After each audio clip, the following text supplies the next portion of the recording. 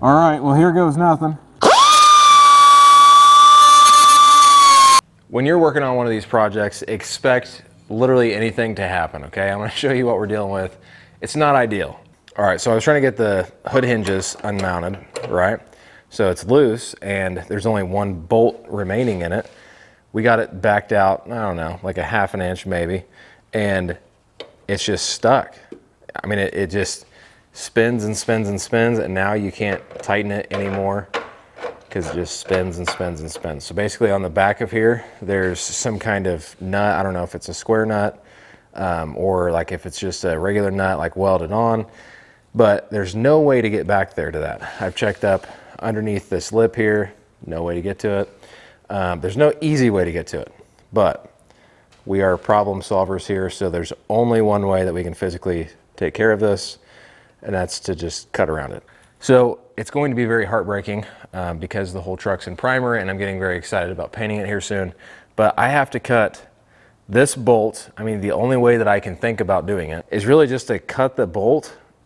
I might weld the bolt in place against the body panel there just so it doesn't drop back in there, and then I have to fish that out. But I'm gonna cut the bolt for sure, and then maybe use some grips or something to keep it from falling in there. And then we're gonna have to cut around.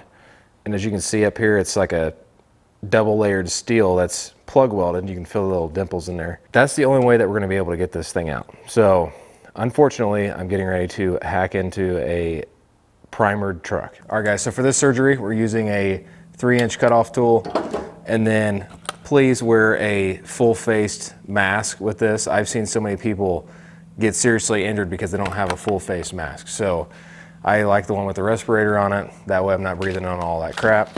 So we're gonna go ahead and start hacking this thing apart. All right, so I feel like the move on this one is just gonna be cross our fingers and make this cut. So I'm gonna get my line.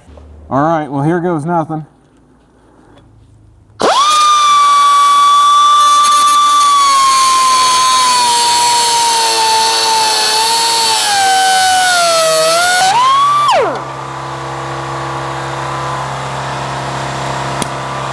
All right guys, we got the top one out. Now the one down there at the bottom is stripped out, and it's just spinning and spinning and spinning.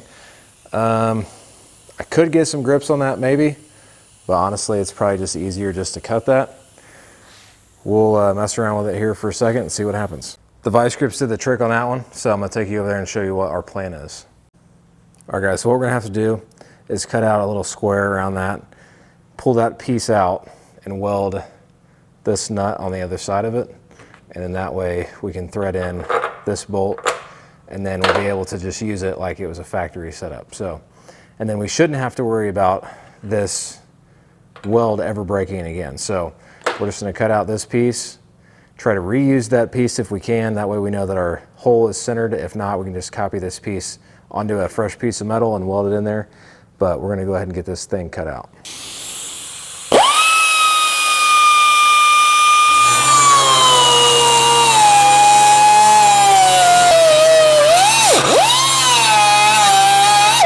All right guys, so as you can see, I got the piece cut out of the upper cowl there. So through that piece, I went ahead and ran the bolt through, and then we have our new nut on the back side of that. So we're gonna obviously have to clean up the back part of this, get some good metal to weld to, and then we'll go ahead and make a few tacks around that. That way this thing won't do this again. Then we'll go and see if we can weld it back into the... All right guys, so I've got the nut welded on the back of that little plate. As you can see, the bolt threads in really nice. So we're gonna go ahead and let this cool down. It's super hot right now. So we're going to prep both surfaces so that we can go ahead and weld it back into the truck. So I just like to prep it by taking a wire wheel to it.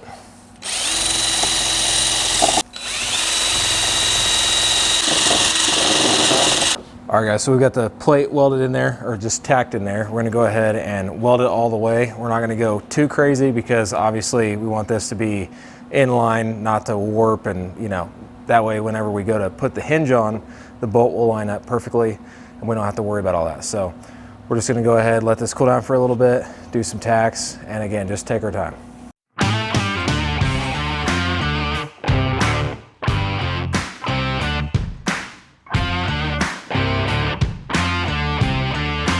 All right guys, the welding's done.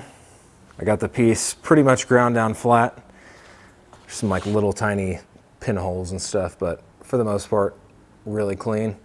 So now we're gonna see if this will actually thread in there. Oh yeah, that's much better. Look at that, just easy turning over. See if it'll thread all the way down.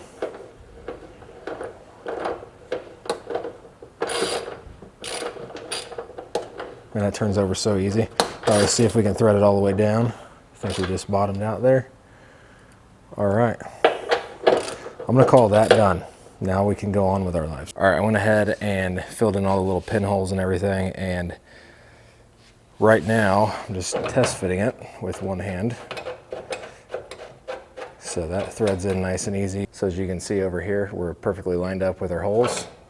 So that's gonna be a good fix. We're gonna have plenty of adjustability. All right, so normally if that was like already lined up, and I knew it was lined up, but I remember it not being lined up because when I bought the truck and I mounted the hood on there, you could tell there was definitely something off with the alignment. So I needed that alignment. So that's the only reason I went and did that. If I already knew that the alignment was good and everything was gonna be fine, I probably wouldn't have taken the time to do that, but just wanted to get it done right. So now we have a fixed hood hinge.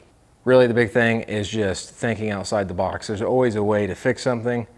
Sometimes it requires cutting. I didn't want to do that, but it's literally the only option that I had. I know that there's a couple other people that said that they had the same issue with their truck, so hopefully this helps them. This is the way I had to do it, and it's gonna look clean. I'm gonna body work everything, make sure it's all smooth. But the good thing is now I can get back to the body work and get ready to paint this thing. So I will see you guys in the next video.